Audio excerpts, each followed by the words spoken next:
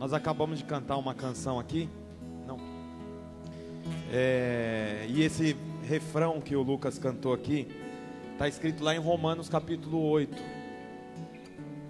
A Bíblia diz assim que: estou seguro que nem morte nem vida, nem anjos nem demônios, nem o presente nem o futuro, nem quaisquer poderes, nem altura nem profundidade, nem qualquer outra criatura pode me afastar do amor de Deus. Nada pode me afastar do amor de Deus.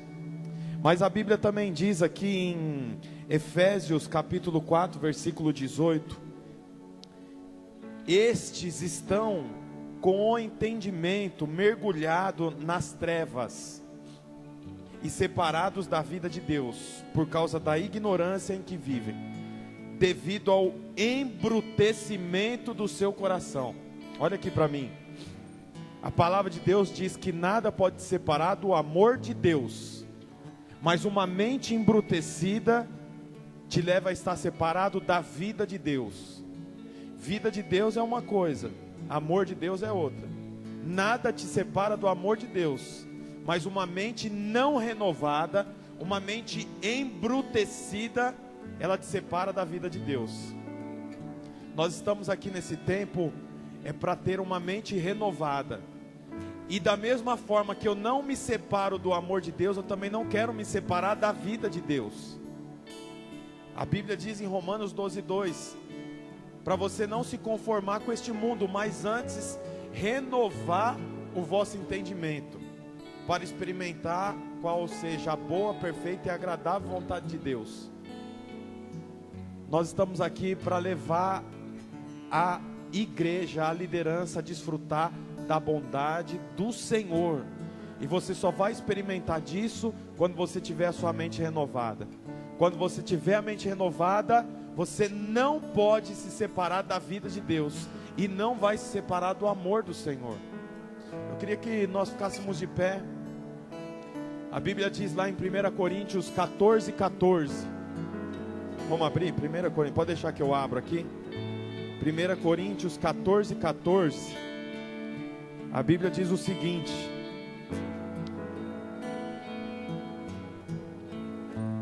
pois se oro em línguas, meu espírito ora realmente, mas o meu entendimento, a minha mente fica infrutífera.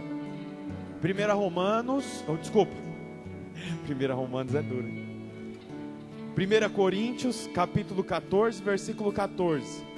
Se eu oro em línguas, o meu espírito ora realmente, e a minha mente fica infrutífera. Nós estamos aqui falando sobre mente renovada. Eu queria convocar você nesse momento a começar a orar em línguas, para você exercitar o seu espírito e a sua mente ficar infrutífera. Porque você não pode fazer nada para Deus com o uso da sua mente. Porque a palavra de Deus diz em um dos evangelhos o seguinte: da sua carne nada se aproveita, as palavras que eu vos digo é espírito e vida. Você só edifica uma obra prevalecente se ela tiver origem no espírito. Se ela tem origem em uma das faculdades da alma, mente, vontade e emoções, é uma obra sem valor. Por quê? Porque ela foi estabelecida sobre a carne. Queria que você começasse a orar em línguas, você que ora. Se você não ora em línguas, eu queria que você fosse adorando ao Senhor, sem a canção. Vá dizendo o que o Senhor é para você. Ore andaralama chore cantaralama suri andaralamas. Sedeketere amassore andaralama sore andaralamas. Sedeketere amassore andaralama sore cantareamas. Aumente o som da sua voz. O diabo, ele tenta minar a sua oração em línguas, porque ele sabe que quando você ora em línguas, você comunica diretamente ao Espírito. Rompa, abra os céus. Ore, cantará. Sedeketere amachore cantaralamas. Sedeketere amassuri andaralamacho. Shedeketere amassore andaralamassore cantereamas. Sedeketere amachuri andaralamassore cantereamas. Ori andaralamassore andaralamassore andaralamas. Shedeketere amasuri andaralamas. Oriandaralamas, oriandaralamás, chorecantere amas. Shedere amasuri andas. Ore em línguas, meu irmão. Aumente o som, aumente o som, aumente o som da sua voz, aumente o som da sua voz. Rompa, rompa, rompa no ambiente espiritual, rompa no ambiente espiritual. Shedere amashore andaralamasore andaralamasere andas.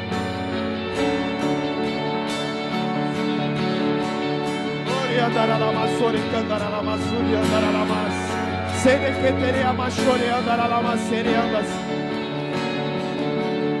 Eu queria que você começasse a dizer o que o Senhor representa para você, o que Ele representa para você.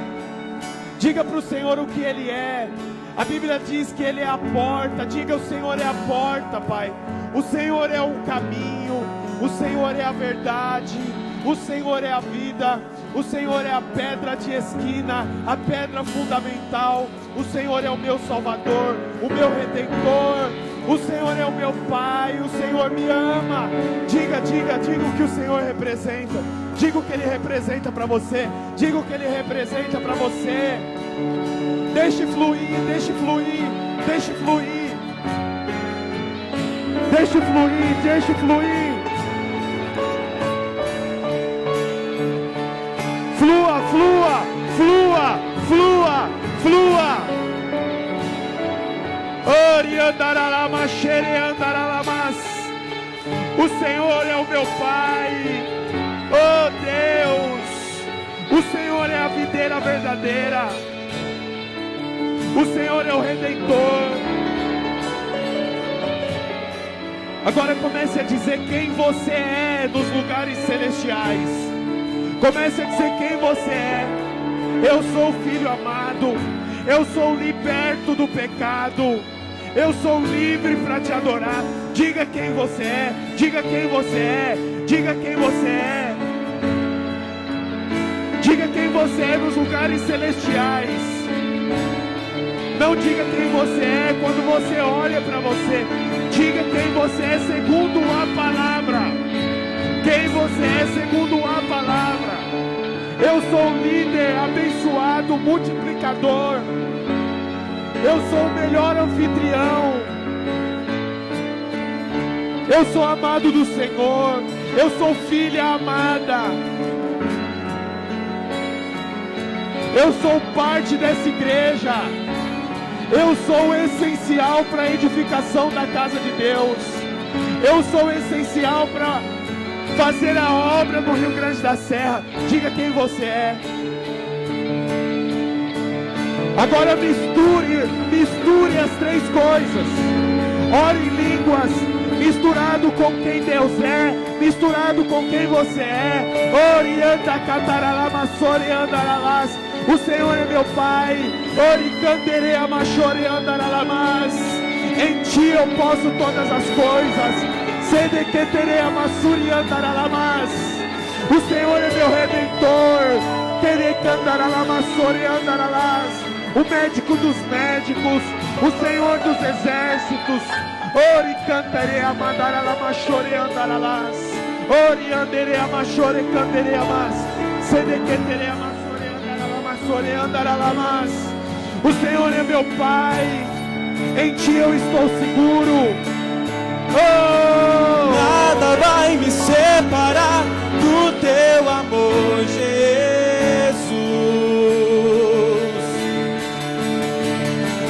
Nada vai me separar do Teu amor, Jesus.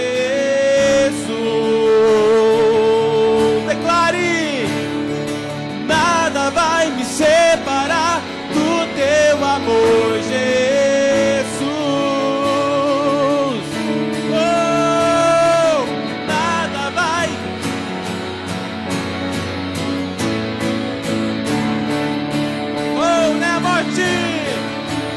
Nem a morte, nem a vida, nem os anjos, nem potestades me separará, me separará.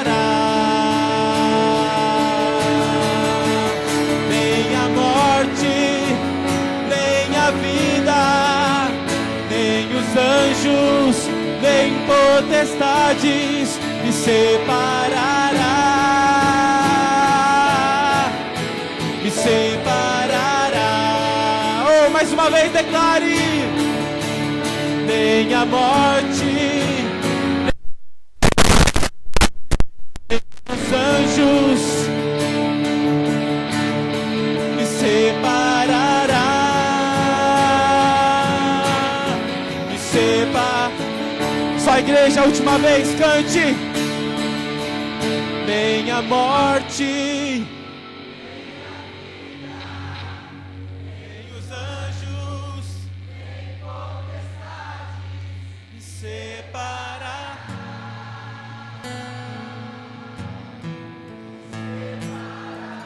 Diga isso mais uma vez, diga isso mais uma vez, com fé, crendo.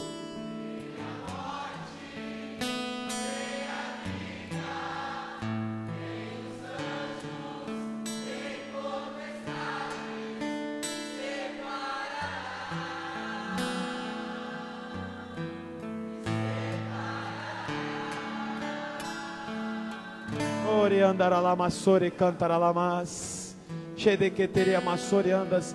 Irmão, rompa no ambiente espiritual. Rompa no ambiente espiritual.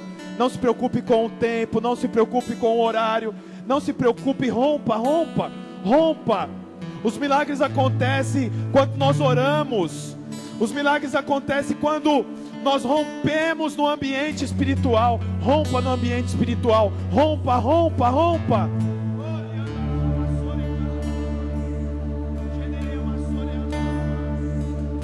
Oh, Santo Deus, Santo Deus, Santo Deus. Que te querer abassurianda, se tere amachore candaralamas. Se de que te querer abassurianda, alamachore cantaralamas. Oh, Santo, Santo, Santo é o teu nome. Che de que teremas. Amém. Glória a Deus. Oh, Santo Deus. Che de que te amassurianda, alamas. Se de que te amassuriandas, se de que te amassurianda alamas, se de amassuriandas, se de amas. Amém. Glória a Deus. Glória a Deus. Glória a Deus. Amém, irmãos. Amém. Queria que você sentasse. Nós temos falado aqui sobre uma mente renovada. E você sabe que existe um ataque maligno. Pode voltar, senão vai ficar virando as páginas aqui. Obrigado. Ele tinha falado que ia virar para mim, eu tinha gostado, mas agora eu vi que as páginas vão ficar assim da Bíblia. Ó. Isso, tá bom. Obrigado, tá? Você sabe que existe uma guerra espiritual. Existe uma guerra espiritual para que você não tenha a mente renovada. Por que nós oramos assim? Temos um tempo para orar em línguas, porque a oração em línguas rompe no ambiente espiritual. Se puder acender um pouco dessas luzes aqui, Lucas. Isso. Rompe no ambiente espiritual, porque o milagre é no ambiente espiritual. A Bíblia diz assim em Lucas, deixa eu ver se eu acho aqui na minha Bíblia. Lucas, está lá no capítulo 3, capítulo 3, versículo 21. É o batismo de Jesus, diz assim, ó. E ocorreu que quando todo o povo estava sendo batizado, da mesma maneira Jesus o foi. E no momento em que ele estava orando, o céu se abriu. Olha que interessante. A Bíblia diz que todos estavam sendo batizados.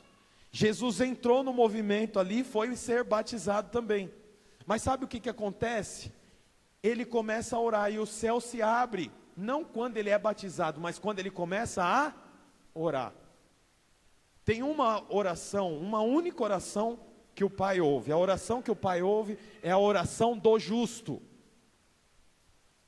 Ah, mas então a minha ele não ouve. Ele ouve a sua porque você é justificado pelo poder do sangue de Cristo. Então quando você batiza, a Bíblia não relata que o céu se abre. Mas quando você ora, o céu se abre. Por quê? Porque quando o Pai olha do céu, ele não vê o Júnior orando. Ele não vê a Ellen orando. Ele não vê o Rafael orando. Quando Deus olha do céu, ele não vê o Carlinhos orando. Sabe quem que ele vê? Ele vê o filho dele. Por quê? Porque a Bíblia nos garante que nós fomos cobertos pelo sangue do Cordeiro. Você já vê isso lá em Gênesis. A Bíblia diz que quando Adão e Eva pecaram, eles fizeram roupas para si, mas a Bíblia diz que Deus tem uma reunião com o seu filho Jesus. Não temos tempo para provar isso, mas ele faz uma reunião com o seu filho. Eles matam um cordeiro e faz uma roupa para Adão e Eva. Ainda que você pense que a roupa de Adão e Eva era um coletinho e uma sunga, a Bíblia nos garante que a roupa de Adão e Eva, feita por Cristo, era para guardá-los, para escondê-los. Eles não tinham casa. Aquela roupa feita de pele de cordeiro cobria por completo Adão e Eva. Muito provavelmente era uma roupa com capuz, porque, como eu disse, eles não tinham casa. Eles se protegiam de todas as coisas por aquela roupa. Era uma roupa que muito provavelmente passava a ponta dos dedos, cobria toda a cabeça, fechava, de forma que quando alguém olhava para Adão e Eva, não via Adão e Eva, mas via o quê? Via o quê? O cordeiro. Esse é um tipo de perdão no Velho Testamento. A Bíblia diz assim que no Velho Testamento, uma vez por ano, o sacerdote fazia uma cobertura dos pecados de todos os hebreus. O sacerdote ia até o Santo do Santo, o Kadosh Kadoshim, aspergia o sangue do cordeiro sobre o propiciatório, que é a tampa da arca, e aquilo era o símbolo não do perdão dos pecados, mas o pecado estava sendo coberto pelo sangue do cordeiro. A Bíblia fala de perdão dos pecados lá quando Jesus morre na cruz, porque agora o pecado não é mais coberto. O pecado era coberto durante o Velho Testamento. Agora, com Cristo, que é o cordeiro genuíno, o pecado não é mais coberto, ele é apagado. Não sei se você está me entendendo. Por isso que Cristo morreu, e ele é chamado de Alfa e Ômega, porque o sacrifício de Cristo pega os pecados de lá do início da criação até os atuais, porque o pecado de Adão e Eva foi coberto pelo Cordeiro, aguardando a vinda do Cordeiro real, que não iria mais cobrir, mas iria apagar. Por que eu estou falando isso aqui, hein, gente? Eu nem sei porque eu entrei nesse assunto aqui. Mas eu quero dizer para você que quando você ora, o Senhor olha para você e Ele não vê você orando. Ele vê quem? Cristo, porque você está coberto por Ele. Por isso que você pode orar. Por isso que quando você ora, o Senhor ouve. Porque é a oração do justo, não porque você é justo, mas porque quando Ele olha, Ele não vê você. Você sabe que você vai entrar no céu, não é por causa das suas obras. Você vai entrar no céu e quando chegar lá, imagine que tem uma portaria. Vou ilustrar aqui. Existe uma portaria e tem lá os anjos. E aí você chega lá e fala, eu vou entrar no céu. Vai entrar no céu? Espera um pouquinho. Deixa eu lá perguntar para Deus. Olha, tem um rapaz aí, uma moça aí que está falando que vai entrar no céu. Como que ele é? Então, eu achei estranho, porque ele é a cara do teu filho. Então manda ele entrar, meu filho tem acesso livre aqui. Mesmo que fisicamente, é mais fácil fisicamente, você não pareça com Cristo, mas quando os anjos te olham, ele não vê a sua fisionomia, agora acertei. Ele não vê a sua cara. Quando ele olha para você, ele só pode ver uma pessoa, Cristo. Por quê? Porque a Bíblia nos garante que nós estamos cobertos por Ele. Nós somos imagem e semelhança de Cristo. Por que você acha que a Bíblia diz imagem e semelhança? Por que você acha que a Bíblia lá em Gênesis diz para Adão, domine sobre os animais, sobre os peixes, sobre os animais domésticos e selvagens, sobre o ambiente?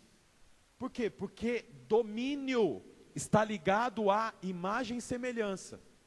Você não domina se você não tem imagem e semelhança. Vou te ilustrar. Já devo ter dito isso aqui, porque eu falo isso em muitos lugares que eu vou. Quando você era pequeno, sua mãe falava assim, vai tomar banho, e você não ia. vai tomar banho, você não ia. Já vou, já vou, já vou. Mas quando você ouvia o seu pai chegando em casa, você corria tomar banho. Por quê? Por causa da imagem e semelhança dele. Com a minha mãe eu consigo gambelar, mas com meu pai não dá para gambelar. Você ouvia a chave batendo no bolso assim, você fala, meu pai chegou. E você ia correndo. Por quê? Porque a imagem gera domínio. Você só pode exercer domínio sobre o ambiente, sobre todas as coisas, quando você tem imagem e semelhança. Quanto mais parecido com ele, mais domínio você exerce. Sobre as doenças, mais domínio você exerce sobre os demônios, mais domínio você exerce sobre o ambiente da célula, mais domínio você exerce sobre o ambiente espiritual. Por quê? Porque eu me pareço com ele. Se eu me pareço com ele, eu tenho a chave na minha mão para abrir, para ligar e para desligar. Como ele disse para Pedro: Pedro, eu vou te dar um interruptor. O que você ligar no céu, será ligado na terra. O que você desligar da terra, será desligado no céu.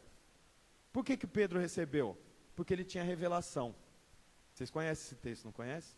Nenhum dos discípulos teve a revelação que Pedro teve, mas Pedro teve a revelação correta. Por conta da revelação correta, ele recebeu o quê? Domínio, poder. Por quê? Quanto mais revelação, como diz em 1 Pedro, vamos ver se eu acho aqui, 1 Pedro, capítulo 1, versículo 4, se eu não me engano, vamos ver se é isso. A Bíblia diz assim: graça e paz vos são multiplicadas no conhecimento do Pai e do Filho.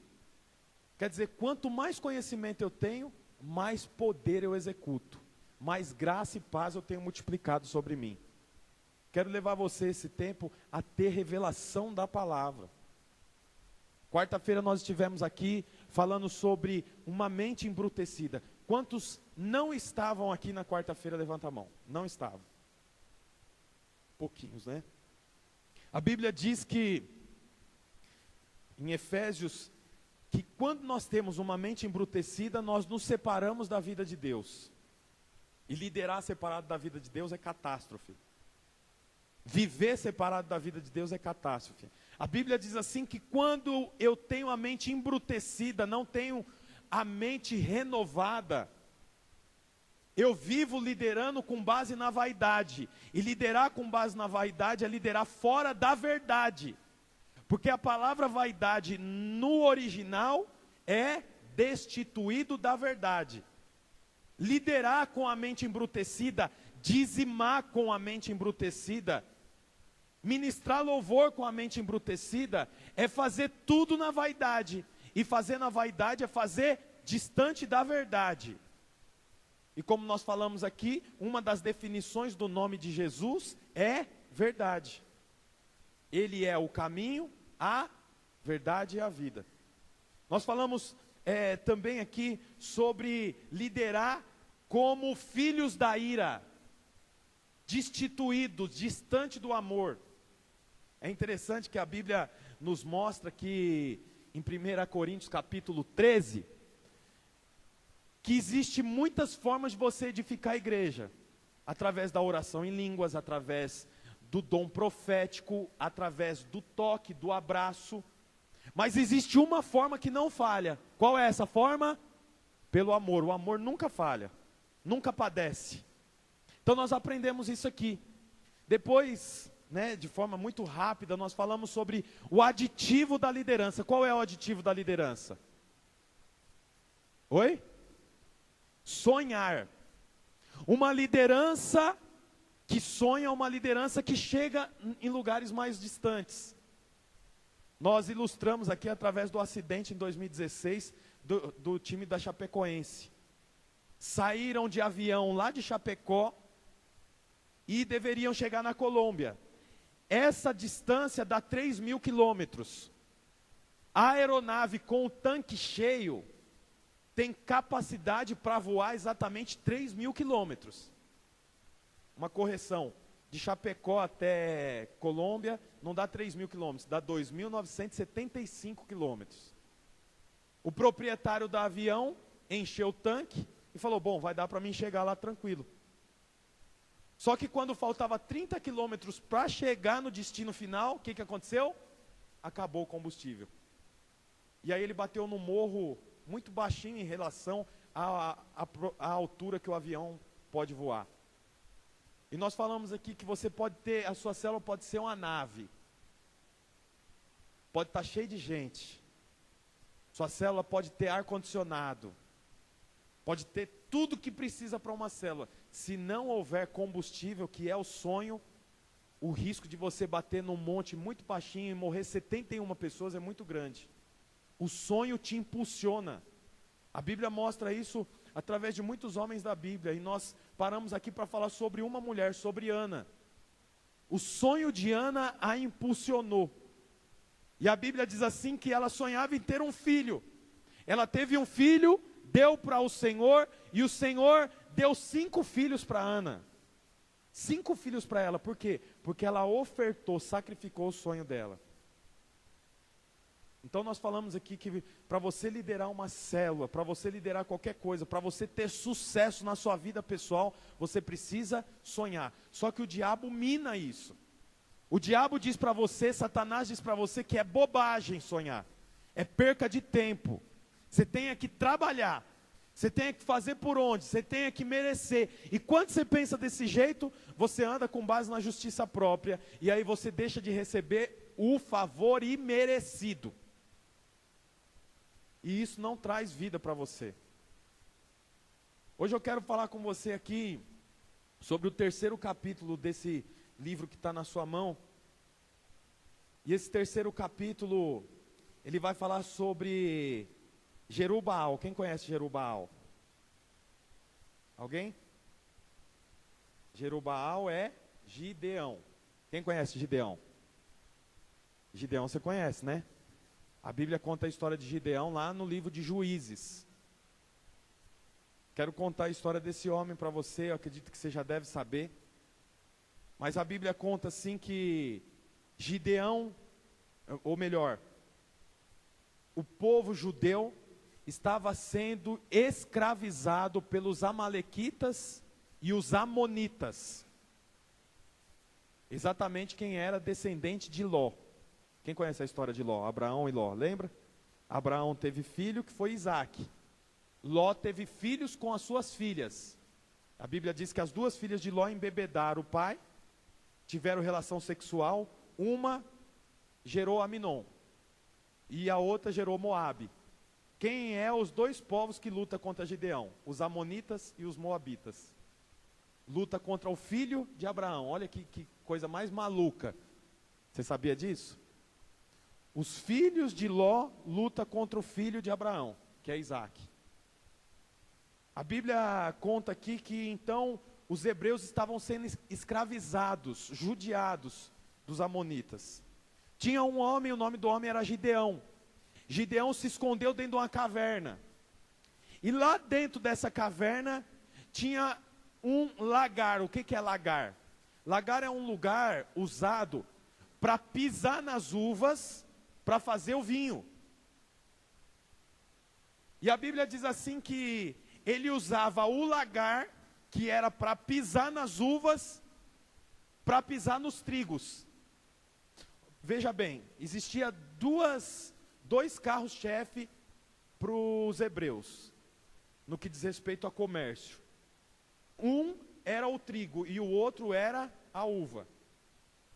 A uva fazia o vinho, do trigo fazia o pão, era o alimento fundamental deles, junto ao azeite, né? Era esse, basicamente isso, o alimento deles.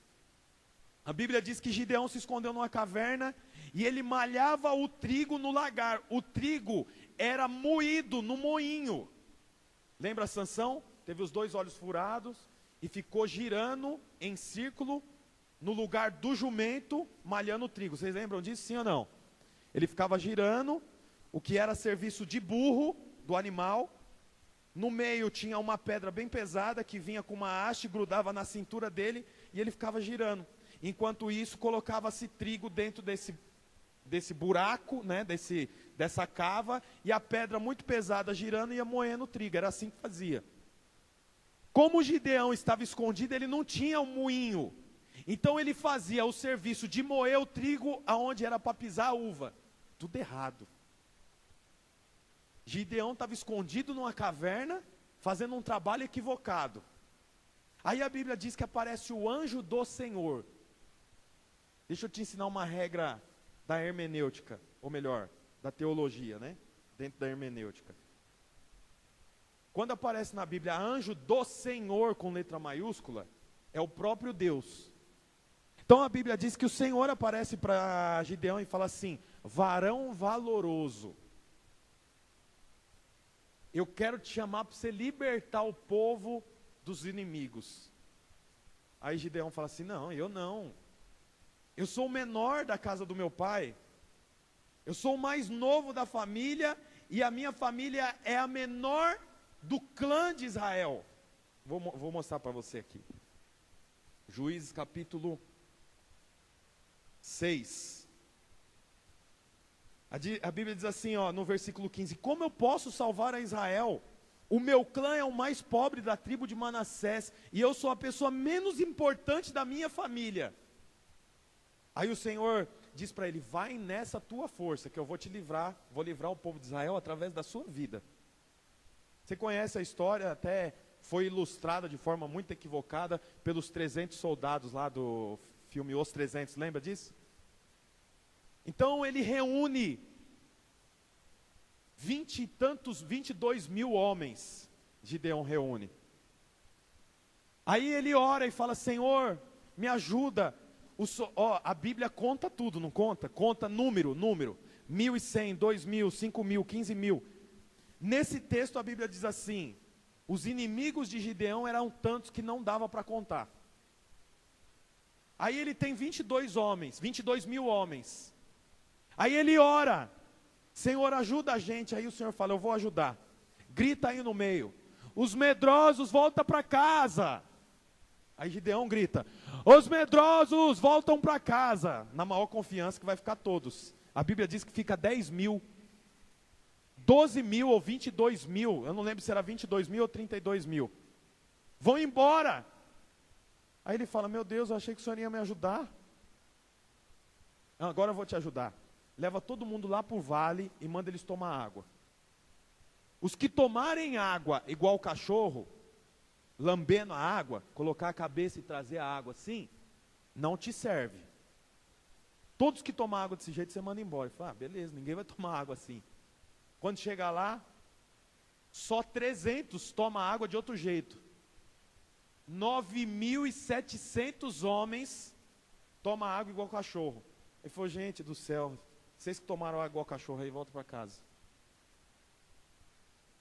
Olha, ele orou 2 vezes para Deus ajudar ele. A primeira vez Deus mandou 10 mil embora, a segunda vez mais 10 mil, 12 mil. Ficou ele e 300. Aí o Senhor fala: agora tá bom. É assim que eu ia te ajudar. E aí a Bíblia diz que ele foi para a batalha. Para vencer com um exército que não dava para contar. A Bíblia diz assim, ó, não dava para contar, eram muitos. Não tem jeito de eu dizer quantos tinha. Interessante que ele vence essa batalha. Eu vou contar para você como é que ele venceu. Imagine você, melhor, imagine o Doug aqui, com os irmãos da comunidade Casarão do Rio Grande da Serra, talvez 200, 220. E vocês vão guerrear contra todo o Rio Grande da Serra. 200, quantos habitantes tem Rio Grande da Serra? 60 mil. Ó, dá para contar, então com certeza era menor do que o exército que eles enfrentaram. 60 mil contra 200. Qual que é a chance que tem de vocês vencerem? É nula. Fala aí, sargento, tem chance? Eliel sabe. Não tem a mínima chance. A Bíblia diz assim que o Senhor fala para ele: olha, essa é a sua missão, mas antes você precisa dar uma resposta para mim. Aí a Bíblia diz assim que o Senhor fala para ele: olha, você precisa edificar um altar para mim antes de entrar nessa batalha. Está aí no seu livro aí. A Bíblia diz assim, Juízes 6:24. Então Gideão edificou ali um altar ao Senhor, e chamou-lhe Yahvé Shalom. E ainda até o dia de hoje está em Ofrá, na cidade de Gideão. Olha que interessante, o Senhor fala, olha, você vai vencer esse exército, mas antes de você lutar, eu quero que você faça um altar para mim. Aí a Bíblia diz que ele edifica um altar para o Senhor, e ali ele sacrifica, e aquele altar se torna conhecido, e está até os dias de hoje. É interessante porque o Senhor diz para ele edificar um altar, antes dele entrar em uma guerra. Tudo bem, os irmãos estão comigo? E o Senhor diz assim, dá um nome para esse altar, e o nome do altar deveria ser Yahvé Shalom. Jeová Shalom. Você sabe o que significa Jeová Shalom? Senhor da paz. Olha, existe ele está indo para uma guerra, não seria melhor Senhor dos exércitos? Jeová Nissi, o Senhor é a minha bandeira. Ó, tem um nome forte, não tem? Hoje nós vamos para a guerra, porque ontem eu edifiquei um altar, e o nome do altar é o Senhor é a minha bandeira. Nós vamos para lá com o Senhor, porque as lutas eram assim, eles iam à frente da luta com as suas insígnias. E como você vê em filme muitas vezes, a bandeira, aquela bandeira dava um nome para todos. E tinha várias bandeiras com o mesmo símbolo ao longo de todo o exército. Jeová é a nossa bandeira. Olha, ia empolgar o povo, não ia não? Pega a sua arma, porque as bandeiras já estão em nossas mãos. Jeová é a nossa bandeira. O Senhor dos exércitos. Ontem eu edifiquei um altar, e o nome do altar é Senhor dos exércitos. Mas o nome do altar era Jeová Shalom. Ele é a nossa paz. Mas não empolga ninguém. Como é que você vai para um exército com 300 pessoas para vencer um outro exército de mais de 150 mil pessoas? E o nome é Jeová Shalom. Ele é a nossa paz. Tem alguma coisa errada. Na verdade, não tem nada de errado, porque a luta não iria ser lutada por Gideão, iria ser lutada por Jeová. Então aqueles que foram para a luta iriam ficar em paz. Por isso que o nome do altar é Jeová Shalom. Porque ele foi para a luta. Mas quando você vê a história, você vai perceber que ele não fez exatamente nada. Olha que bênção, antes dele ir para a luta, ele edificou um altar. Mas sabe o que é mais tremendo? O próximo texto, Juízes 6, do 25 ao 27. A Bíblia diz assim, naquela mesma noite, ou seja, a mesma noite que ele edificou o altar chamado Jeová Shalom, Yahvé ordenou a Gideão, separa um dos touros do rebanho que pertence a teu pai, aquele novilho de 7 anos de idade, e destrua o altar de Baal, que também pertence a teu pai, e corte o poste consagrado a deusa Azera, que está ao lado do altar. Em seguida construirás para Yahvé teu Deus, no cume desse lugar forte, um altar bem preparado. Tomarás então o segundo novilho e o oferecerás em holocausto sobre a madeira do poste, ídolo que terás derrubado. Olha o versículo 27, vou ler ele. Gideão então convocou 10 homens entre os teus servos, e fez tudo como Yahvé lhe tinha mandado. Mas, como ele temia muito a sua família e o povo da cidade, para fazer em pleno dia, ele o fez durante a noite. Olha aqui para mim, presta atenção, o que está acontecendo aqui? Vamos recapitular. O Senhor falou, você vai destruir um exército de milhares. Mas antes de destruir esse exército, você vai edificar um altar para mim. Ele edifica um altar para o Senhor. Aí o Senhor fala assim, agora tem mais uma missão. Você já edificou o altar. Agora a segunda missão é destruir o altar, que é do seu pai, com o touro que é do seu pai. Está entendendo aqui o plano aqui que eu estou te passando?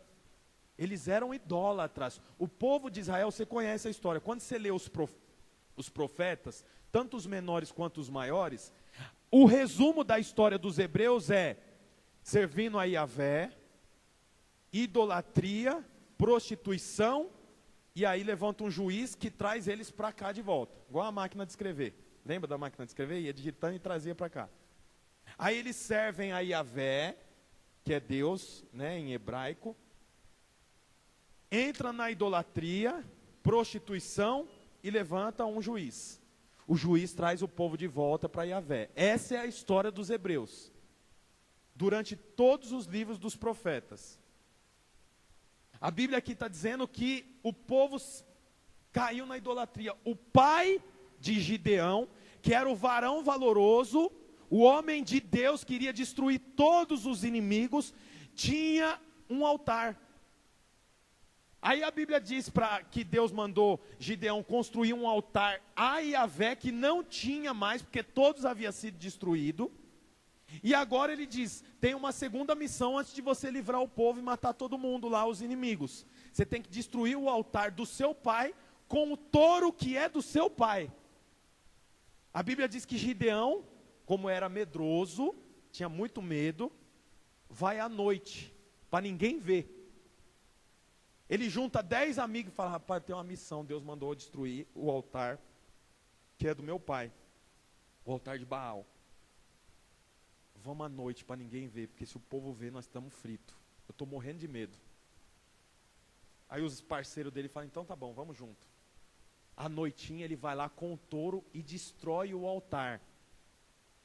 E no lugar daquele altar ele faz um novo altar, mais um. E vai dormir. Ele e os 10. No dia seguinte de manhã, quando o povo acorda, que sai cedo naquele vilarejo ali. Que é isso? Passou um terremoto aqui.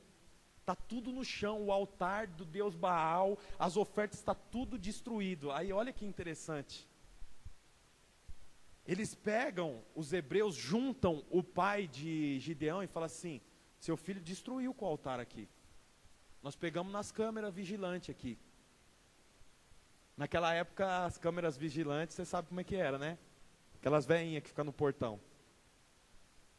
Você dá um corretivo nesse teu filho. Vamos ler o texto? Fala assim, ó, versículo 30 do capítulo 6. Os habitantes da cidade intimaram a Joás, pai de Gideão. Traz para fora o teu filho, ele deve morrer. Porquanto profanou e destruiu a mesa de pedra consagrada a Baal. E derrubou o poste sagrado que estava ao lado deste altar. Quer dizer, ele destruiu o altar de Baal. E o sacrifício que estava na mesa do lado, derrubou tudo no chão. Pisou com o touro em cima de tudo. Imagina a destruição. Aí Joás fala assim, vocês defendem Baal? É a vós que cabe o dever de vir socorrer o Deus Baal? Portanto, vos afirmo que qualquer que por ele contender, ainda esta manhã será morto. Se Baal é Deus de fato, que a si mesmo se defenda. Olha o que a Bíblia diz no versículo 32. Por esse motivo, a partir daquele dia, Gideão passou a ser chamado de Jeru-Baal. O que significa esse nome? O homem que destruiu o altar de Baal. Olha que tremendo, ele chamava Gideão. Quando ele recebe o chamado de Deus, o nome dele continua sendo Gideão. Quando ele constrói um altar para Deus, o nome dele continua sendo Gideão. Mas quando ele destrói os altares do pai, o nome dele muda para Jeru-Baal. Deixa eu te falar uma coisa. Você não vai ser conhecido pelos altares que você edifica. Você é conhecido pelos altares que você destrói. Pastor, não estou entendendo. Como assim destruir o altar? A Bíblia frisa que o altar era do pai dele. O altar de Baal era de Joás, pai de Gideão. E o touro que o ajudou a destruir tudo, era do pai dele também. Quero dizer uma coisa para você, tem ídolos que governam a sua mente, colocado pela educação que você recebeu do seu pai e da sua mãe. Tem coisa que você fala, que você não sabe nem por que você fala, mas é porque a sua mãe falava e você fala igualzinho sua mãe. Você é um marido estúpido, mesmo que você não queira ser. Por quê? Porque tem altar dentro de você que foi edificado pelo teu pai, que era estúpido com a sua mãe. E agora você é estúpido com a sua esposa, mesmo que você não queira. Por quê? O altar está estabelecido dentro de você. Você é um líder autoritário. Por quê? Porque o líder que te liderou, o discipulador que te discipulou, era autoritário. E agora existe um altar dentro de você que foi estabelecido pelo seu pai espiritual. A senhora é fofoqueira, com todo respeito, se é que dá para ter respeito, né? Chamar uma mulher de fofoqueira. Você sabe que foram perguntar para um gago se ele era fofoqueiro. Ele falou, a mulher falou, você gosta de fofoca? Ele falou, prefiro peixe.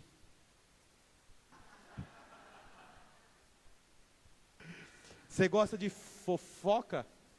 Prefiro peixe. Só para descontrair, tá, gente? Quando a gente chama a mulher de fofoqueira, você tem que trazer uma piadinha para ela já rir, senão ela te mata. Fica brava. Então a senhora acabou sendo fofoqueira, não é nem porque a senhora quer falar mal das pessoas. Tem homem fofoqueiro também. É que homem a gente não chama de fofoqueiro. Mulher a gente chama de fofoqueira. Homem dá outro nome, mas tem um monte de homem fofoqueiro que fala mal das pessoas. Você nem quer ser assim, mas porque o seu pai é, o seu irmão era, a sua irmã era, o altar chegou até você e tem um altar edificado dentro de você que recebe ofertas de fofoca até hoje. Você não quer ser materialista, ou você nem percebe que você é materialista. Mas como seu pai é materialista, sua mãe é materialista, e o mais importante para a sua família é ter bens do que ter relacionamento com pessoas, então você acredita que é melhor você se preocupar com os seus bens materiais do que em relacionar com as pessoas. Então foi estabelecido um altar dentro de você. Tem um irmão que está comigo lá em Araucária, não sei se eu falei isso aqui. Eu falei assim, os pais da galera que veio para cá com a gente, já veio todos visitar aqui. O pai, para ver onde o filho mora, tudo. E esse rapaz que é casado, eu falei, eu nunca vi seu pai aqui, nem sua mãe, por que eles nunca vieram? E ele falou assim, então meu pai é italiano, cara. Eu nem tenho relacionamento, eu tenho 4 irmãs, irmão e irmãs. A gente nem tem relacionamento. A minha irmã teve filho, até hoje eu nem vi o filho dela, nem mensagem eu mandei. No Natal nós estávamos todos na mesma cidade. Cada um ficou na sua casa. Porque o meu pai é assim, meu pai educou a gente desse jeito. Para você, ele contando, pra você ter uma noção, a minha mãe vai vir para cá no carnaval, ele falou. Mas o meu pai disse assim para mim, eu só vou aí na sua casa quando você tiver uma casa. Porque a casa que você mora não é sua. Ele paga aluguel. Olha, você entende que, sem que esse rapaz perceba, foi edificado um altar dentro dele. E é normal ele não cumprimentar as irmãs, ele não saber como as irmãs estão.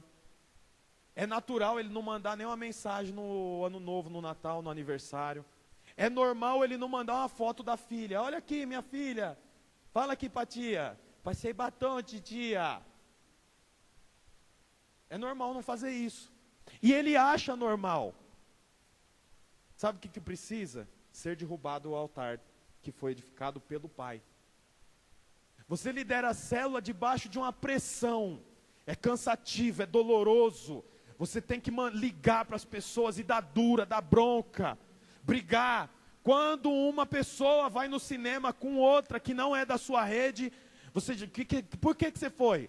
Não me falou nada? O que é isso? Por que você foi com esse discipulador? Por que você foi com esse líder? Você aprendeu desse jeito. E agora o altar foi estabelecido dentro de você. Foi estabelecido dentro de você, mulher, o altar da autoridade. Então o seu marido não tem oportunidade para ser sacerdote. Por quê? Porque a sua mãe ensinou que quem manda é a mulher. A sua mãe ensinou que você não pode confiar em homem. Então você liga cada minuto, onde você está? O que você está fazendo? Com quem você está? Eu vi uma foto sua no trabalho que você está do lado de uma mulher. Quem é essa mulher? Por que você está sentado do lado dela? Ah, eu sei, né? Ela é loira, né? Ah, tá bom. Da onde saiu isso aí? Quem que te deu? Por que você está usando essa camisa? Você nunca foi trabalhar de camisa polo? Por que agora você está indo trabalhar de camisa polo? Por que você está com essa camisa? Essa camisa você usa para ir no culto de domingo. Por que você está indo trabalhar com essa camisa? E na cabeça dela é normal. Por que é normal? Porque foi consolidado um altar pelo pai, pela chefe, pelo amigo mais velho, pela amiga mais velha. Na faculdade foi estabelecido um altar. Olha, Gideão não teve o nome mudado quando ele estabeleceu um altar para o Senhor. O nome dele foi mudado quando ele quebrou os altares do pai que havia dentro dele. Você quer renovar a mente? Você precisa destruir os altares que estão dentro de você. Os altares que foram estabelecidos que não tem base bíblica. Os altares que foram estabelecidos com base no acho, no penso. Já falei com vocês aqui sobre Saul, não falei?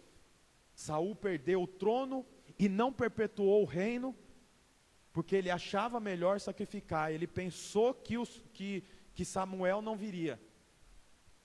Você precisa vencer esses altares que foi estabelecido dentro de você.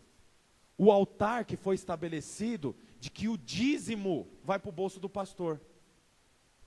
Deixa eu te falar uma coisa, você não estabelece uma obra prevalecente sem dinheiro. Não dá. Ah, mas Deus envia. Pois é, Deus envia porque precisa. Não tem condições. Você precisa ter um lugar para reunir.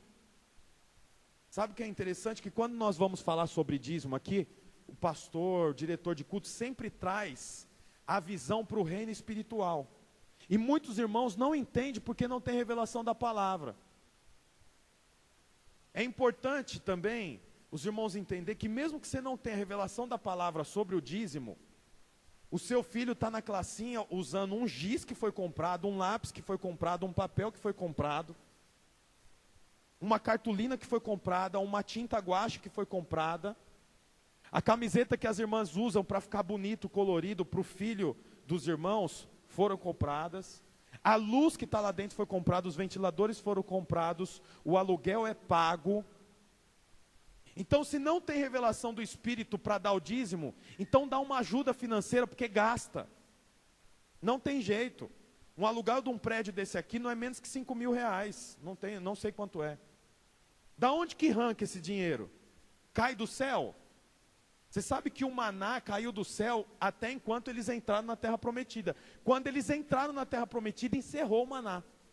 Acabou. Por quê? Porque não precisava mais. Agora eles tinham que dar conta do negócio. Mente renovada, destruir altar.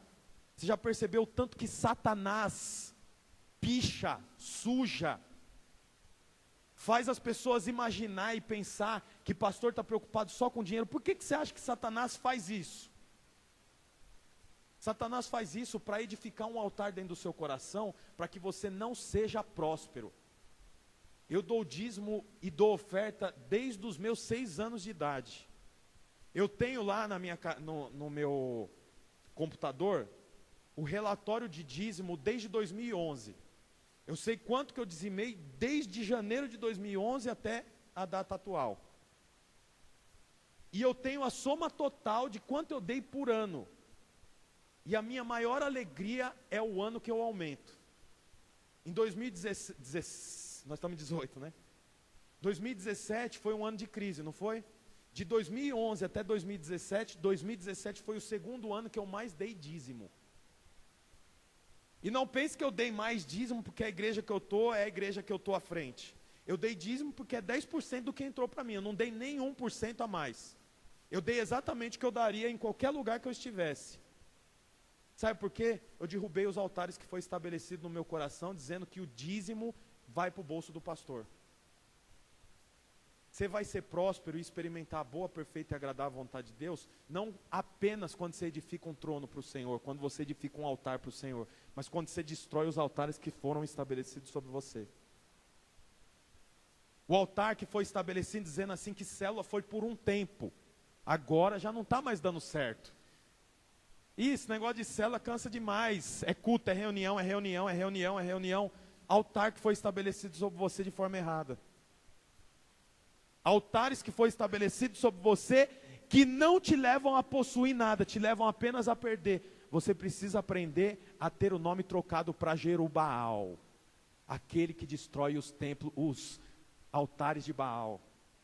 Interessante que o altar de Baal foi estabelecido pelo pai de Gideão. Tem muita coisa estabelecida dentro de você que veio do seu pai e que você precisa quebrar. Você precisa pedir perdão, você precisa liberar perdão. Imagina uma mulher que foi abusada sexualmente pelo pai. O que é edificado dentro dela? Um altar com o nome do pai dela. Aí ela pensa que todos os homens é lixo, não serve. Homem é tudo igual, não quero casar. Por quê? Porque foi estabelecido um altar dentro dela. Esse altar precisa ser destruído. Eu quero te dizer uma coisa. Eu não vim aqui para falar somente para a sua célula multiplicar. Eu quero que você tenha uma vida em abundância. E para você ter uma vida em abundância, só tem um jeito. Segundo a palavra de Deus, é destruindo os altares que foram edificados. Destrói, meu irmão, o altar da ignorância, da estupidez. Destrói o altar que diz que homem não chora. Destrói o altar que diz que é besteira você cair de joelho na frente, no chão, no culto. Mesmo que ninguém esteja de joelho, você cair de joelho. Aí você é bobo, o que é isso? Para que isso? Quer se aparecer, né? Altar que foi estabelecido no seu coração, destrua isso. Destrua o altar que critica o tempo todo as pessoas, destrua isso. Porque você só pode ver o milagre de Deus quando você destruir os altares que foram estabelecidos dentro de você. Destrua os altares. A Bíblia diz assim, que depois que Jerobaal destruiu os altares estabelecidos pelo pai, ele vai em direção à missão dele. A Bíblia diz que, lembra das situações, perdeu 12 mil soldados, depois o povo foi tomar água, perdeu mais 10.900, aí ficou só 300, não foi isso? 300 soldados. Vamos ver o que a Bíblia diz aqui. Eu acho que esse texto não está aí. Está em Juízes 7,15. Diz assim: assim que Gideão ouviu a narração do sonho e a sua interpretação, ajoelhou e glorificou a Deus. Em seguida, retornou ao acampamento de Israel e bradou: levantai-vos, porque o Senhor entregou todo o arraial dos midianitas às nossas mãos. Então repartiu os 300 guerreiros em 3 pelotões. Agora é a estratégia dele. E deu-lhes a cada um nas suas mãos um chofar. Talvez na sua Bíblia diz aí uma buzina, mas um chofar, que é trombeta, jarros vazios com tochas dentro. E ele lhe ordenou: fazei o que virdes eu fazendo. E eis que quando eu estiver chegando à fronteira do acampamento, o que eu fizer, fazei-vos exatamente do mesmo modo. Tocarei o chofar, a trombeta, eu e todos os que estão comigo, então vós também fareis soar o chofar. Ao redor do acampamento e bradareis, por Yahvé e por Gideão. Gideão e os 100 guerreiros que o acompanhavam chegaram à extremidade do acampamento um pouco depois da meia-noite, após a hora da vigília. Quando as sentinelas são trocadas, imediatamente tocaram o chofar, as trombetas, e quebraram os jarros que tinham nas mãos. Em seguida, os 3 grupos de soldados igualmente tocaram os chofares, as trombetas, e despedaçaram os jarros que carregavam. Empunhando as tochas com a mão esquerda e o chofar com a mão direita, exclamaram um som uniforme: a espada por Yahvé e por Gideão. E todos se mantiveram imóveis, cada um no seu lugar. Mantiveram imóveis, cada um no seu lugar, ao redor do acampamento. Todo o arraial então se agitou, e gritando os midianitas se puseram desesperadamente em fuga. Enquanto os 300 homens soavam os chofares, as trombetas de Yahvé, o Senhor, fez que em todo o acampamento inimigo, cada um voltasse a espada contra o seu próprio companheiro. Todos fugiram apavorados até Bet-Sitá, na direção de Zerera.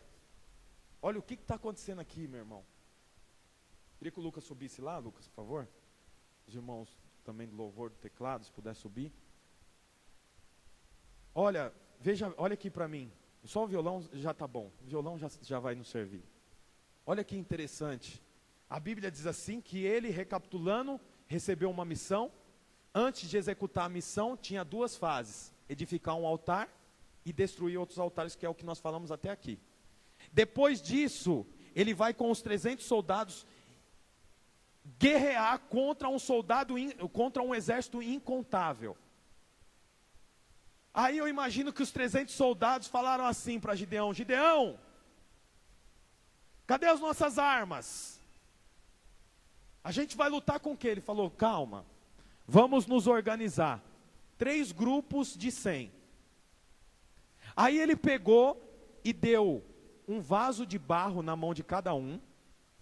Um vaso de barro. Eles foram para uma guerra com um vaso de barro. Olha aqui para mim. Um vaso de barro na mão de cada um. Acho que os soldados pensaram, acho que é para pôr munição, né? Muita munição tem que pôr no vaso. Aí agora ele dá um chofar, uma trombeta na mão de cada um. Olha aqui, tá tudo bem. Eles estão com um jarro de barro e uma trombeta. Eles falam: bom, tudo bem, a trombeta deve ser para anunciar. Agora que vai vir a lança, a flecha, o arco, alguma coisa. Aí ele dá uma tocha na mão.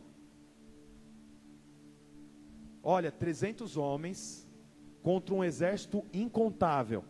E a arma deles era um jarro de barro, uma buzina e uma tocha. Eu acho que os soldados pegaram aqui e falaram: tá bom, vamos botar fogo no povo, tocar bem forte a buzina no ouvido deles, deixar eles, eu não sei o que vai acontecer. Aí eles vão para a guerra, separa 100, 100, 100. Aí Gideão falou assim: tudo que eu fizer, vocês fazem. Olha o papel da liderança. Não é por domínio, é por exemplo. Eu não vou nem falar nada, faz o que eu estou fazendo.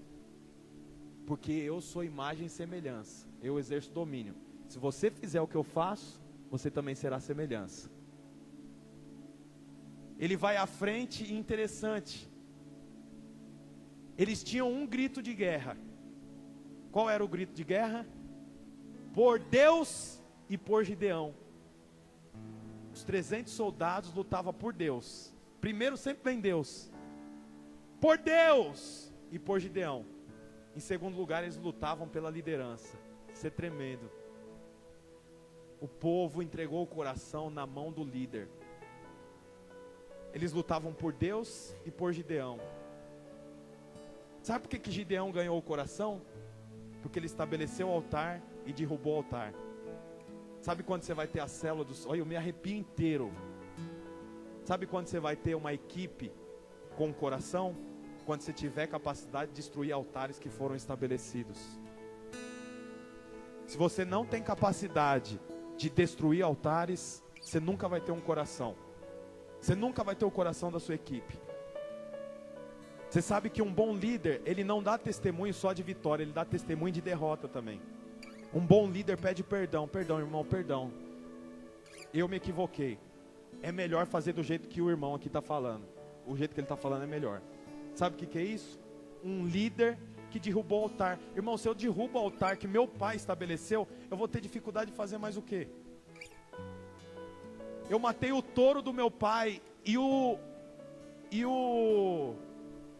altar do meu pai. Agora eu não tenho mais nada. Coloquei a vida do meu pai em risco. A Bíblia diz que eles gritavam: por Deus e por Gideão, por Deus e pelo Doug, por Deus e pelo Alan, por Deus e pelo Anderson, por Deus e pelo pastor Almir. Eles não tinham vergonha de lutar por um homem. Eles tinham alegria de fazer isso. Sabe por quê? Porque havia conexão.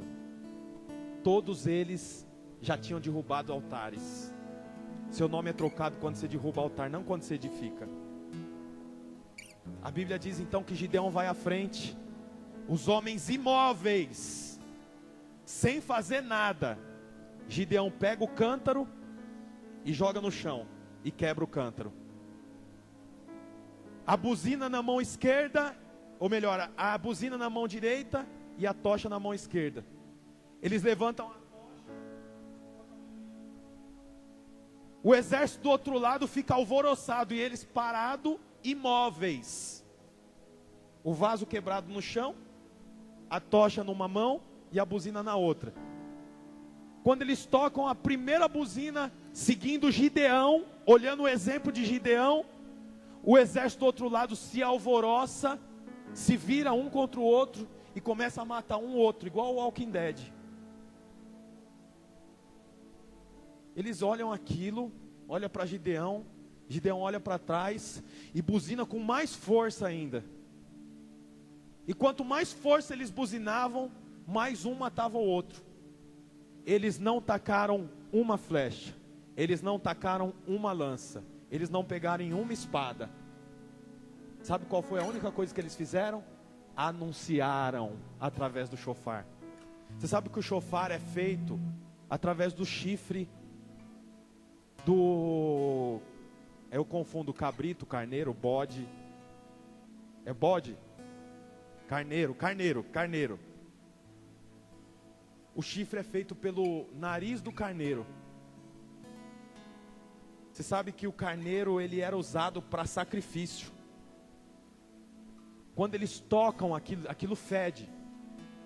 Eles cortam o chifre e deixam algum período dentro do azeite. Azeite com algumas especiarias para tirar o cheiro forte, mas não sai. O cheiro ainda fica. Quando eles sopravam aquilo, o cheiro do carneiro alcançava aquele povo. E eles lutavam um contra o outro. Deixa eu dizer uma coisa para você. A sua vida, você vai experimentar da bondade do Senhor. A sua célula vai experimentar de um tempo renovado, quando você anunciar a palavra através do chifre do cordeiro, como o seu pastor faz. Por Deus e por Gideão. Mas antes de anunciar, o que eles fizeram? Quebraram o jarro. Você percebe que tudo que eles tinham na mão era flexível. Não tinha nada de ferro. Olha aqui para mim. Não tinha nada de ferro. Não tinha nada de aço. Era tudo flexível. O vaso era de barro. Eles jogaram no chão, quebrou. O chifre era de carneiro, natural. E a tocha, muito provavelmente, era de madeira, com talvez um tipo de estopa na ponta. Tudo flexível. Liderança tem que ser flexível. Você não pode ser rígido, não pode ser embrutecido. Liderança tem que ser sensível. Liderança tem que ter percepção. A Bíblia diz assim que os fariseus arrazoavam no espírito, mas Jesus percebia no espírito. Os fariseus arrazoavam, mas Cristo percebia. Liderança tem que ter percepção. Quando você entrar no culto, você tem que ter percepção. Quando você for começar a reunião, você tem que ter percepção. Teve uma vez que eu era pastor de discipulador, eu tinha uma equipe de discipuladores, se eu não me engano. E tinha uma reunião e chegou todo mundo e chegou um casal por último. E a esposa estava com o semblante caído. E eu tinha a minha reunião ali no caderno, no papel que eu ia falar. Mas quando ela chegou, que eu percebi que tinha alguma coisa estranha, eu perguntei: você não está bem? O que está acontecendo? Não, nada. Não, você não está bem. Nós não vamos continuar a programação enquanto eu não souber o que você tem. E ela caiu no choro porque o irmão dela tinha sido preso pouco antes dela vir para a reunião. E ela não falou para ninguém. A família combinou de não expor o menino. E nós oramos por ela e mudamos totalmente o rumo da reunião. Sabe por quê? Porque o organismo é mais importante do que a organização. O organismo é mais importante do que a organização. A vida fluindo é mais importante do que a organização. Líder tem que ter percepção. Líder tem que ter sensibilidade. Tem que ser flexível. Antes do chofar anunciar, o vaso foi quebrado. Deixa eu dizer uma coisa para você. O Senhor te trouxe aqui hoje para você ser um vaso moído, quebrado. Para que o evangelho comece a ser anunciado de forma espontânea. Para que a sua célula comece a anunciar de forma espontânea. Só de ver você fazer. Sabe por quê? Porque não tem mais altares estabelecidos. Os altares foram quebrados. O vaso foi moído. Só sobra agora chofar e fogo. Chofar e fogo. O vaso não existe mais. O vaso foi quebrado. O vaso não tem mais importância. O vaso é só para significar que não tem nada que eles possam fazer. É chofar e fogo. Irmão, para que levam um vaso para uma guerra se não vai tacar em ninguém? O vaso eles quebraram do lado deles. Eu imagino os outros soldados, mas que loucura, né? Só vai quebrar. Agora pega os pedaços e taca. Usa como faca. Não. É só para mostrar que não tem nada para fazer com o vaso. Quem ganha a guerra é o chofar e a tocha. Não tem nada que você possa fazer. Não tem nada que você possa fazer. Você serve só para uma coisa, para ser quebrado. Se você não é quebrado, o chofar não anuncia e a tocha não queima. O fogo não vem. O fogo e o chofar só tem fundamento, só tem função, só tem poder quando o vaso é quebrado. Para o seu espírito ser visto, a sua alma precisa ser quebrada. É como que se o seu espírito fosse a medula óssea e a sua alma fosse o osso. A medula fica dentro do osso. Só dá para ver a medula se quebrar o osso. O seu espírito só pode vir à tona. O seu espírito só pode vir à tona quando a sua alma for quebrada. Vaso quebrado fala de alma quebrada. Fala de mente destruída. Fala de mente renovada. E fala de boa, perfeita e agradável vontade. Queria que tirasse aqui esse púlpito. Quero te falar uma coisa, irmão. Quero te dizer algo que eu aprendi há muitos anos atrás.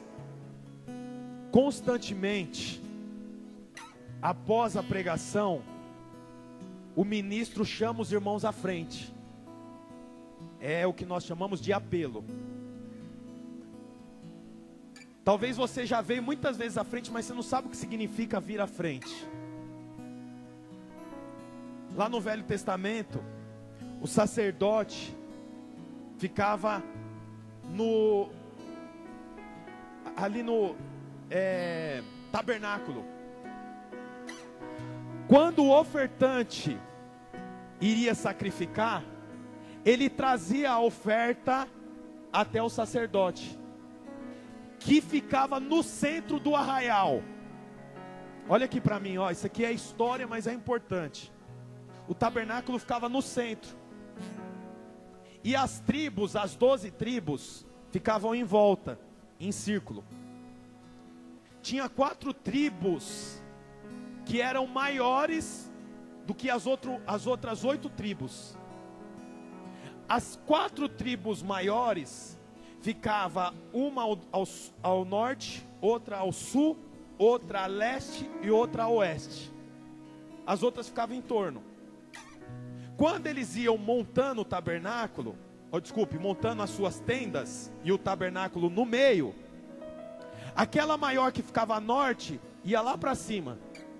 E do lado dela não tinha nada, porque as outras ficavam para baixo, tudo bem? Tá entendendo? A outra maior ficava ao sul e ela espichava lá para baixo. Em volta dela não tinha nada, porque ela é comprida. A que montava a leste espichava lá para o outro lado. E em volta delas não tinha nada, porque as outras eram menores e não alcançava até o fim dela. E do outro lado a mesma coisa. Quando você olhava de cima, o que parecia? Uma cruz, com o tabernáculo no meio. Quando o ofertante ia levar a sua oferta, ele ia até o centro da cruz. Deixava a oferta no pé do sacerdote. O sacerdote pegava aquela oferta, sacrificava, picava em pequenos pedaços, invertia o animal. Aquilo que estava dentro vinha para fora, e aquilo que estava fora vinha para dentro. Era moído. Uma parte da coxa era do sacerdote, uma parte do peito era para o peito era para o sacerdote, outra parte era queimada, o sangue e a gordura sempre era queimado. Era assim que fazia, aos olhos do ofertante. Quando o ofertante olhava para o sacrifício, não tinha a mínima chance de costurar e trazer o animal, o sacrifício, à vida de novo. Estava moído, espatifado, destruído. Quando você é convidado a vir à frente, quando você sai do seu lugar, e você vem à frente, você é o ofertante. Quando você se ajoelha, você deixa de ser o ofertante, você se torna o sacrifício. Você é o ofertante e você é o sacrifício. Quando você se ajoelha, o processo que você está aqui de joelho caído, é o momento que o sacerdote, não o sacerdote, porque agora só tem um sacerdote, ele está te picando, ele está invertendo você, de forma que quando você olhar para você aqui no chão, você vai falar: não tem mais jeito de voltar a ser como era, agora eu tenho que ser oferta até o fim. Eu quero fazer um convite para você. Quero dizer uma coisa para você, meu irmão. Se você quer destruir altares, se você quer ser oferta aqui hoje, se você nunca mais quer ter uma mente enrijecida, eu queria que você saísse do seu lugar e fosse o ofertante. Ou seja, você vai apenas sair do seu lugar e vir aqui à frente. Se você quer ser esse ofertante, eu quero que você saia do seu lugar e faça isso. Não se ajoelhe, vem só até a frente. Se precisar, empurra as cadeiras. Vai para a lateral, vai para as laterais. Seja o ofertante. Venha para cá com esse coração. Eu quero ser invertido, eu quero ser picado. Agora que você é o ofertante, eu quero perguntar uma coisa para você. Você quer ser o sacrifício dessa manhã? Se você quer ser o sacrifício, então se ajoelhe diante do Senhor, porque o sacerdote único vai te picar. Ele vai quebrar o vaso. Ele vai quebrar o vaso para que o fogo e o chofar seja anunciado. Derrame as suas lágrimas, diga para o Senhor: me quebre, Senhor. Eu sirvo só para ser quebrado. O vaso naquela guerra tinha um único motivo: era ser quebrado. O vaso tinha um único motivo: ser rompido. Sabe por que você está aqui? Sabe por que você lidera? Sabe por que você é pastor? Só por um motivo: para você ser quebrado.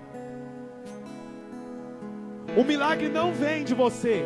O milagre vem do chofar e da tocha. Você só tem um motivo de estar aqui: é ser quebrado. Portanto, meu irmão, derrame as suas lágrimas.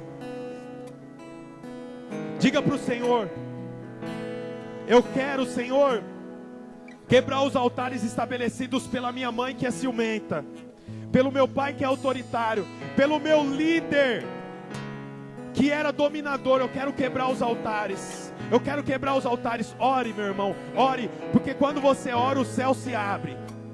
Não é quando você batiza que o céu se abre, é quando você ora. A Bíblia diz que quando Jesus orou, o céu se abriu, o Espírito desceu e Deus falou. Quando você ora, meu irmão, o céu se abre, o Espírito vem e Deus fala. Continue aí. És o leão da tribo de Judá.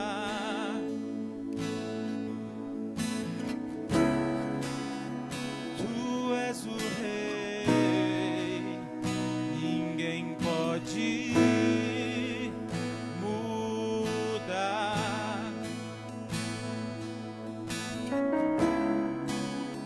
És o leão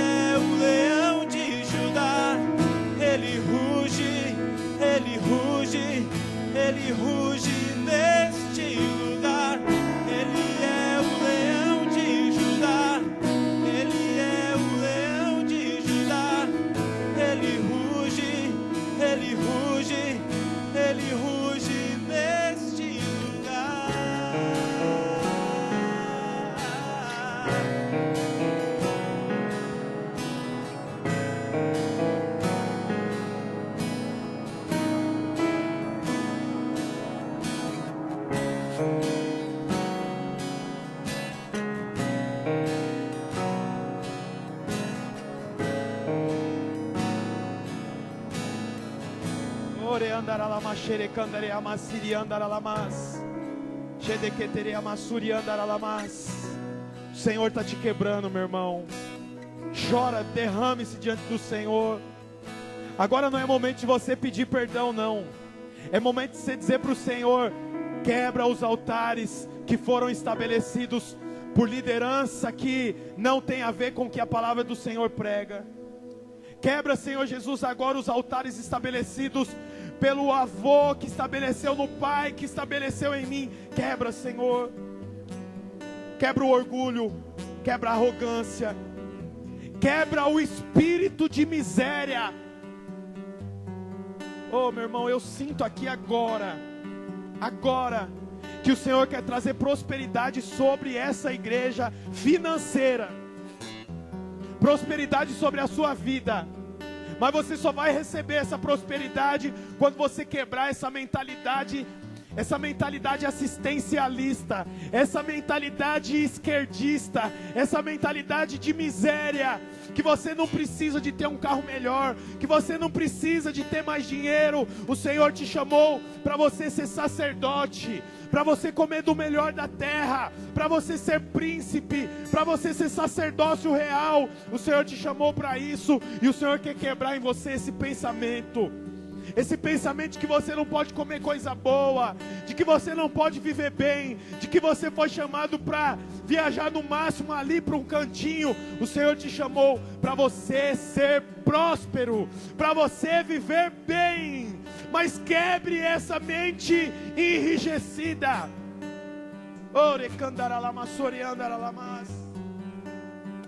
Deus proveu o fogo,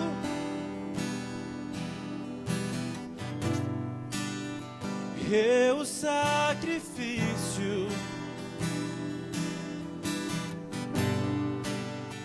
Deus proveu o Espírito. Me abro para receber. Enche-me, Deus. Enche-me, Deus. Se você pode, fique de pé. Deus, levante as suas mãos e peça para o Senhor te encher. Peça para o Senhor te encher. Deus, enche-me, Deus, enche-me,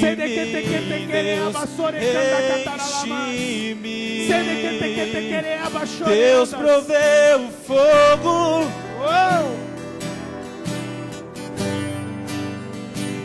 O sacrifício. Deus proveu o Espírito. Me abro para receber.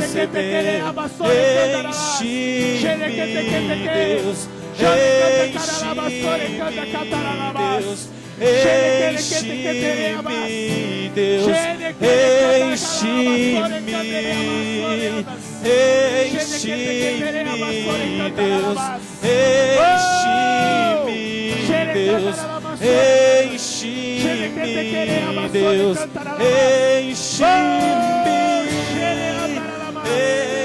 Enche-me, Deus.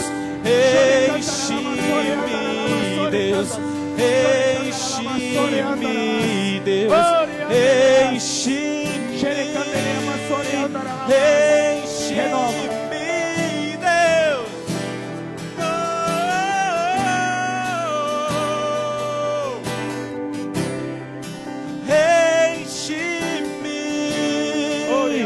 Deus proveu o fogo. Enche, enche, enche. O sacrifício. Oh, Deus, enche o vaso, enche o vaso. Deus proveu o Espírito. Me abro para receber. Enche-me, Deus. Enche-me, Deus. Enche-me, Deus. Enche-me, enche-me, Deus. Enche-me, Deus. você quer orar por alguém, fique à vontade. Deus, Ministre.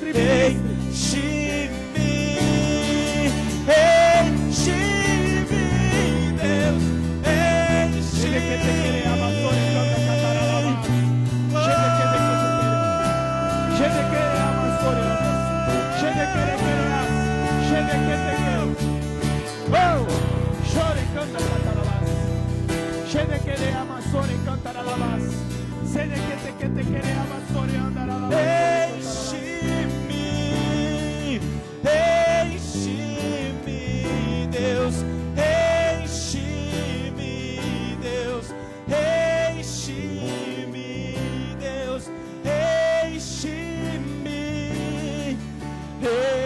enche-me, Deus, enche-me, Deus, enche-me, Deus, enche-me. Deus proveu o fogo